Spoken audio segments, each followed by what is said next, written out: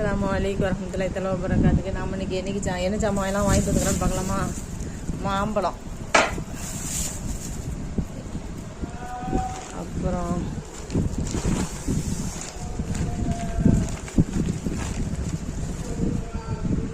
இது ஈரல் வாங்கிட்டு வந்திருக்கோம்.